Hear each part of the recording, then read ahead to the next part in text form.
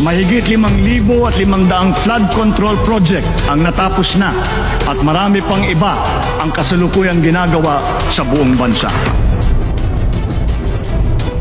Maraming flood control projects na ang naitayo at nakumpleto ng pamahalaan. Yan ay kung paniniwalaan ang binanggit ni Pangulong Ferdinand Marcos Jr. sa kanyang State of the Nation Address o SONA noong nakaraang taon. Pero taliwas ang nasaksihan ng mga mamamayan nang sunod-sunod na dumaan sa bansa ang malalakas na ulan. Sa ilalim ng Marcos administration mula 2022 hanggang 2025, may alokasyon na higit sa 1 trilyong piso ang gobyerno para sa flood control batay sa datos ng Department of Budget and Management. Ang mga lugar na dating hindi binabaha, pininsala ng mga malalakas sa flash floods, gaya nung tumama ang Bagyong Christine sa Camarines Sur noong nakaraang taon at iba pang lugar sa bansa. Bakit nangyari ito gayong bilyong-bilyong piso ang inilaang pondo sa Bicol Region para sa mga proyektong ito?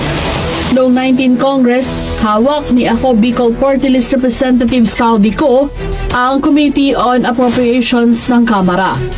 Noong 2023 lamang, nasa 29.4 billion pesos ang pondo ng Department of Public Works and Highways sa Bicol Region, habang noong 2024 ay 31.9 billion pesos na pinakamataas sa nakalipas sa 3 taon.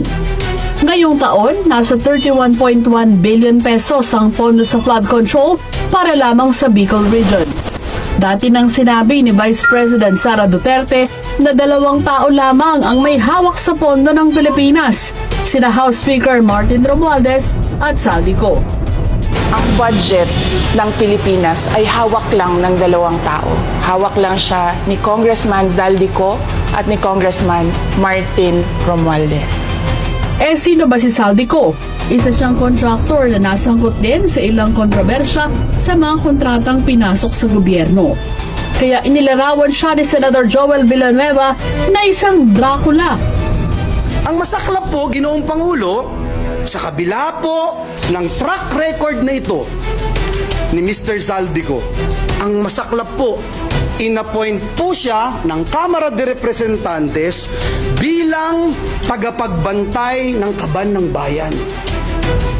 Si Dracula, inappoint mo bilang tagapagbantay ng blood bank ng bayan. Malaking pondo ang nadagdag sa DPWH ngayong taon, pero sabi ni Secretary Manuel Bonoan, hindi sila ang nagpasimuno nito. Well, sabi ko nga po, it's not our own making actually po. These were all after we had submitted our